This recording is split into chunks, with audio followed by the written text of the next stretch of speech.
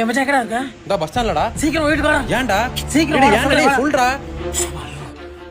டேய் வெள்ளடா. என்னடா? வாடா சொல்றேன். வாடா. எதுக்குடா? அந்த ஃபேனை மட்டும் ஆஃப் பண்ண சொல்றேன். போ போ போ வேகமா போ போ.